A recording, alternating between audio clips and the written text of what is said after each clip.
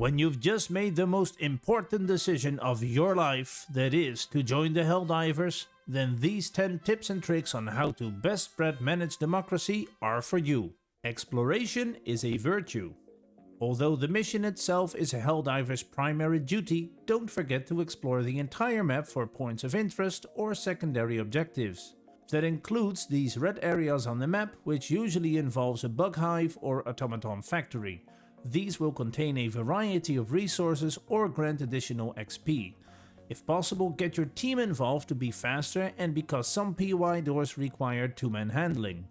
Communication here is key when working together. The more the merrier. Or is it? If your goal is getting maximum XP and resources before extracting, wanting to complete all secondary objectives and explore every POI, then save the less primary objective before extracting. As soon as you complete it, more enemies will start spawning. The longer you stay, the more numerous their numbers and the harder it will become, further influenced by your mission's difficulty level. Get to the chopper! The countdown timer, an announcer telling you there are 10 minutes remaining, gives you the idea that you need to complete the mission and extract before time runs out. But that's not the case. When the clock reaches 0, you lose the ability to call down stratagems and the shuttle will start coming down regardless of where you are on the map. If that means you failed to get to the chopper in time, I'm sorry, I couldn't resist. You will simply be left behind, costing your team XP and some requisition points per Helldiver that failed to extract. Don't lose those samples. Should you or a fellow Helldiver fall in combat, don't forget to pick up any samples you might have been carrying. Open your map and look for a test tube icon. This is where you will find your samples container along with anything else you dropped. Wasting Super Earth's resources is considered a crime, Helldiver. Pinging is caring. Speaking of communication, consider leaving a ping on the map. You can bring up your map and then hold down your right mouse button to drag the cursor over your map. Then, left click to drop a pin on the map to alert your team members. This will also be visible on the compass at the top of your screen. This can help coordinate your efforts. Non-verbal comms. When voice-over communication is not an option, the radio menu comes into play. By pressing and holding Q, you are presented with a radio menu from which you can choose some simple messages. To signal your team what you are looking at, just tap Q to place a visible marker over it. Great for alerting others to enemy patrols or objectives. Hit 'em hard and hit 'em fast. When encountering the enemy, try to get rid of a patrol as soon as you can, because when faced with Helldiver justice, bugs will start venting orange gas and bots will launch a flare, and in doing so, a bug breach or bot drop will soon follow with more bugs and automatons to take care of.